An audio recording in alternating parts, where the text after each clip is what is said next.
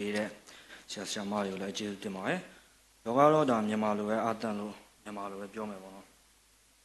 ။ဒီနေ့ကျွန်တော်တိုက်တွန်းခွန်အားပေးဖို့ယူဆောင်လာတဲ့ကျမ်းပိုက်ကတော့ယေရမိနာဂတိကျမ်းခန်းကြီး7ခန်းငယ်ခွန်မကိ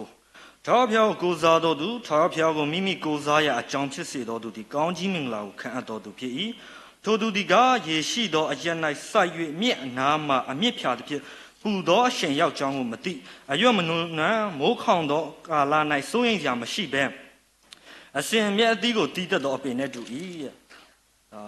ဒီကျမ်းပါရဲ့နည်းနည်း background ပေါ့နော်ဒီနောက်ခံသမိုင်းအောင်နည်းနည်းပြောပြရင်တော့ Prophet ယေရမိယာကဒီတောင်ပိုင်းယူဒာပြည်မှာ Prophet ပြုတဲ့မင်းတစ်ပါးဖြစ်တယ်ပြီးတော့သူ Prophet ပြုနေတဲ့အချိန်မှာဒ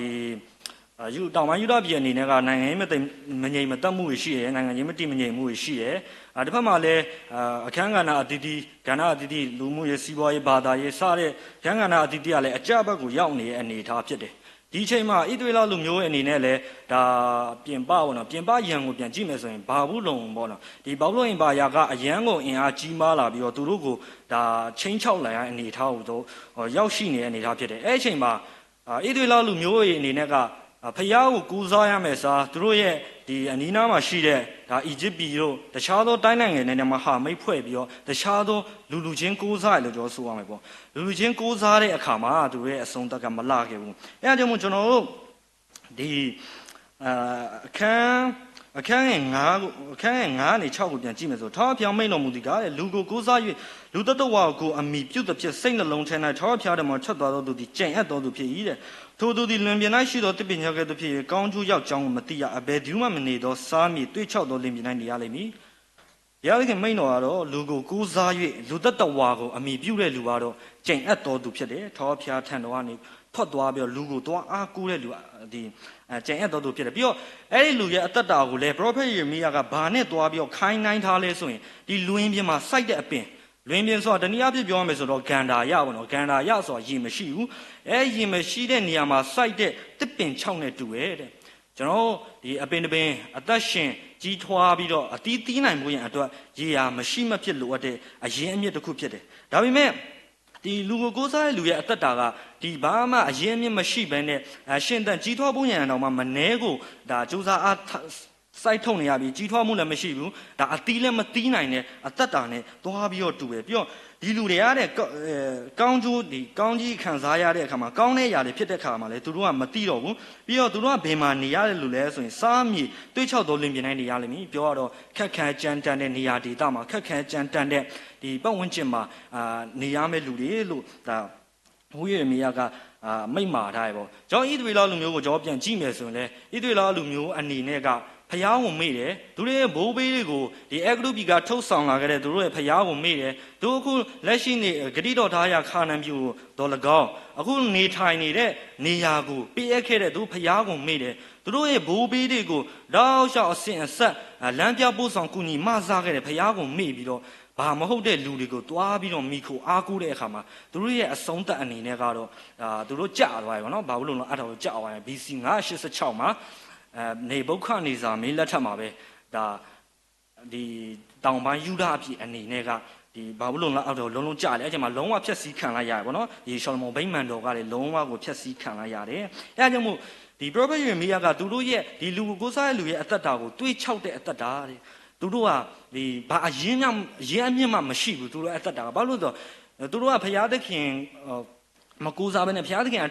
သခင်စီကနေထွက်သွားပြီးတော့တခြားလူကိုကူစားရခါမှာသူတို့အသက်တာတွေးချောက်တယ်သူတို့အသက်တာကရှင်တန်ကြီးထွားဖို့ရန်လည်းမဖြစ်နိုင်တော့ဘူးဘာလို့လဲဆိုတော့ဘုရားသခင်ကသာအရာအလုံးရဲ့အရင်မြစ်ဖြစ်တယ်ဘုရားသခင်ကသာအရာအလုံးကိုပေးစွမ်းနိုင်တဲ့ဘုရားသခင်တပါးကြီးတာဖြစ်တယ်ပေါ့နော်ကျွန်တော်တို့ဒီခရစ်ဝင်ကျမ်းထဲမှာပြောထားတာရှိပေါ့နော်သခင်ယေရှုကသူ့တပည့်တော်ကိုမိန့်မာထားတာရှိတယ်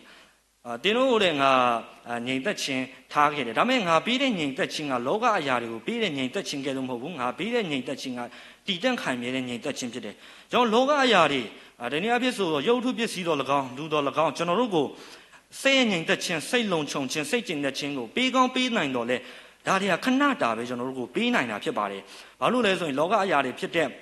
ဒီရုပ်ဝတ္ထုပစ္စည်းတွေဆိုတာကလည်းမတည်မြဲတဲ့အရာဖြစ်တယ်ပြီးတော့ပျောက်ပျက်စီးလွယ်တဲ့အရာတစ်ခုဖြစ်တဲ့အတွက်ကြောင့် ဒီຢာတွေပေါ်မှာကျွန်တော်တို့အားကိုးလို့မရဘူးလူကိုပြန်ကြည့်မယ်ဆိုရင်လူရဲ့လုံနိုင်စွမ်းလူရဲ့တက်နိုင်စွမ်းက limit နဲ့ဖြစ်တယ်လူရဲ့လုံနိုင်စွမ်းလူရဲ့တက်နိုင်စွမ်းကအကန့်အသတ်နဲ့ဖြစ်တဲ့အတွက်ကြောင့်ကျွန်တော်တို့ကဘယ်အရာမှဒီလောကအရာတွေကဘယ်အရာမှမတည်မြဲဘူးဆိုတာကိုကျွန်တော်တွေ့နိုင်တယ်ကျွန်တော်ပြန်ကြည့်မယ်ဆိုရင်တစ်ချိန်တုန်းကကဘာတစ်ခုလုံးကိုကဘာမြေပြင်တစ်ခုလုံးကိုသိမ့်ပိုက်ခဲ့ပါလေဆိုတော့ရောမအင်ပါယာတော့မှတစ်ချိန်ကြတော့လေသူကဒီပျောက်ပြက်ပျက်စီးပြီးတော့ကွဲသွားတာပဲပေါ့နော်အဲ့ဒါကိုကြည့်ချင်းအဖြစ်ကျွန်တော်တို့ဘယ်အရာမှလောကမှာရှိတဲ့ဘယ်အရာမှကမတည်မြဲဘူးကျွန်တော်တို့ကိုဒီရေရှည်တည်တတ်တဲ့ထာဝရတည်တတ်တဲ့စိတ်ရဲ့ငြိမ်သက်ခြင်းကိုပေးစွမ်းနိုင်မှာမဟုတ်ဘူးခဏတာတော့စိတ်လုံခြုံမှုခဏတာတော့ငြိမ်သက်ခြင်းခဏတာတော့စိတ်ကြည်နက်မှုကိုဒါကျွန်တော်တို့ကိုပေးစွမ်းနိုင်တာဖြစ်ပါတယ်အဲ့ဒါကြောင့်မို့ကျွန်တော်အနေနဲ့ဒီနေ့ကျွန်တော်အဓိကပြောချင်တဲ့အရာကတော့ကျွန်တော်ဖျားသခင်ကိုကျွန်တော်အစဉ်တစိုက်ယုံကြည်ကိုးစားမိခိုဖို့ရန်ဖြစ်ပါတယ်အဲဒါကြောင့်ကျွန်တော်ရွေးချယ်ရာကျမ်းပိုင်းကထာဝရဘုရားကိုကိုးစားတော်သူထာဝရဘုရားကိုမိမိကိုးစားရာအကြောင်းဖြစ်စေတော်သူဒီကောင်းကြီးမင်္ဂလာကိုခံအပ်တော်သူဖြစ်၏ထာဝရဘုရားကိုကိုးစားရသူထာဝရဘုရားကမိမိကိုးစားရာဖြစ်စေတဲ့လူကတော့ဒါကောင်းကြီးမင်္ဂလာကိုခံအပ်တဲ့သူဖြစ်တယ်ကျွန်တော်ကိုထာဝရဘုရားကိုကိုးစားတဲ့အခါမှာယုံကြည်တဲ့အခါမှာလည်းအစဉ်တစိုက်ကျွန်တော်ကိုးစားယုံကြည်ဖို့လိုရယ်ပေါ့နော်လူမအဲ့လိုလောက်တာတော့တိတ်အစင်မပြေဘူးเนาะကျွန်တော်ကိုယ်တိုင်လဲအဲ့လိုဖြစ်ခဲ့ဘူးပဲပေါ့နော်ကျွန်တော်အစင်ပြေတော့ကောင်းကောင်းနေတင်မလားဘာမှအပူပင်မရှိတော့အေးအေးစစ်စစ်ဖြစ်တယ်တော့ကြောင့်ဖျားကိုအချိန်ပေးဖို့တောင်မှတုံဆုံဖြစ်ခဲ့တယ်အိမ်က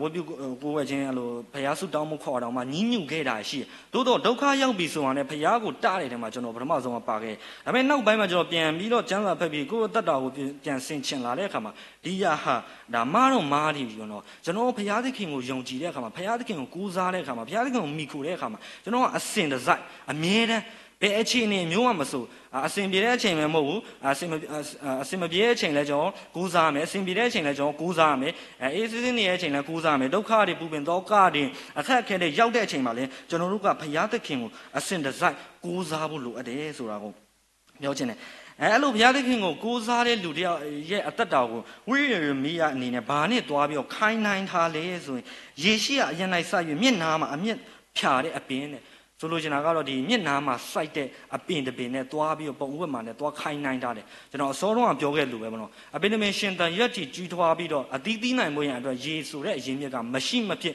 လိုအပ်တဲ့အရင်းမြစ်ဖြစ်တယ်ဒီအပင်ကဘုရားသခင်ကိုကိုးစားတဲ့လူရဲ့အသက်တာကဒီမျက်နာမှာစိုက်တယ်သူလိုအပ်နေတဲ့အရင်းမြစ်ကိုအစဉ်စိုက်ရရှိနေတယ်ပြီးတော့သူ့ရဲ့အမြစ်ကလည်းဒီမြစ်နားမှာတွားဖြာနေဘောနော်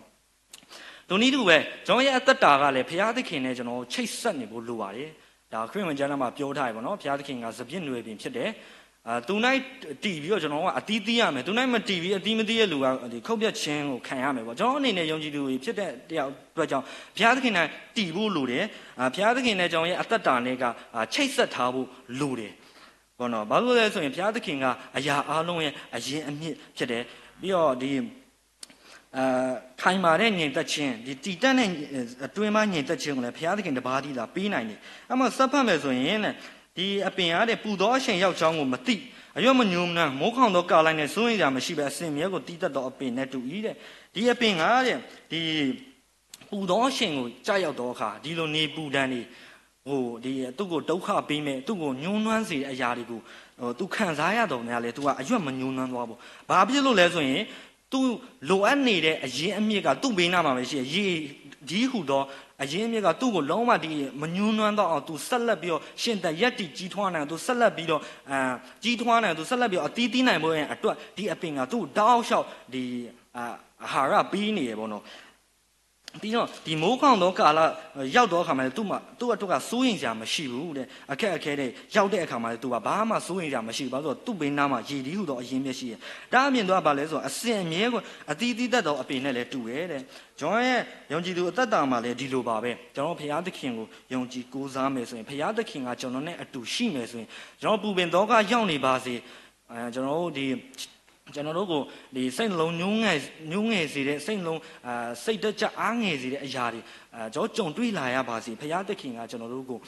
စိတ်နှလုံးညှိုးငယ်ခွင့်ပေးမှာမဟုတ်ဘူးဘုရားသခင်ကကျွန်တော်တို့လိုအပ်နေတဲ့အတွင်းပိုင်းနေသက်ခြင်းကျွန်တော်လိုအပ်နေတဲ့စိတ်ရဲ့ဒီဝမ်းမြောက်ခြင်းတွေကိုဘုရားသခင်အစစ်မပြတ်ပေးနိုင်တဲ့ဘုရားတစ်ခုဖြစ်ပါတယ်ဘုရားဖြစ်တယ်ပြီးတော့ဒီမိုးခေါင်တဲ့ကာလပေါ့နော်အခက်အခဲဒုက္ခတွေရောက်တဲ့အခါမှာဒီ စုံစမ်းနောက်ဆက်ချင်းတွေကြုံရတဲ့အခါမှာလေကျွန်တော်တို့အတွက်စိုးရိမ်စရာမရှိပါဘူးပြီးတော့အစဉ်အမြဲကိုအတီးတီးတတ်တယ်ဒီမှာတော့လူမာဆိုရင်တော့အတီးတီးတာတော့ဝိညာဉ်အတီးတွေကိုတီးအောင်ဖော်ပြရပါတော့ဝိညာဉ်အတီးကတော့ဂလာတိ9:23မှာရှင်ဘောလူရဲ့ဝိညာဉ်အတီးကိုလုံးကိုကျွန်တော်တွေ့ရမယ်ဘုရားသခင်ကိုမိခိုအားကိုးတဲ့လူရဲ့အတ္တတာဘုရားသခင်အတူရှိတဲ့လူကြောင့်အတ္တတာကဝိညာဉ်အတီးလဲတီးနိုင်မှာဖြစ်တယ်ဒီလိုဒုက္ခပြဿနာတွေပူပန်ဒုက္ခတွေကြားထဲမှာတင်သူဟာဒီဝိညာဉ်အတီးဖြစ်တဲ့ချစ်ချင်းတို့ယုံကြည်ခြင်းတို့ဝမ်းမြောက်ခြင်းတို့ငြိမ်သက်ခြင်းတို့စသဖြင့်ဒီလိုဝိညာဉ်အတီးတွေကိုကျွန်တော်တီးနိုင်မှာဖြစ်ပါတယ်ပေါ့နော်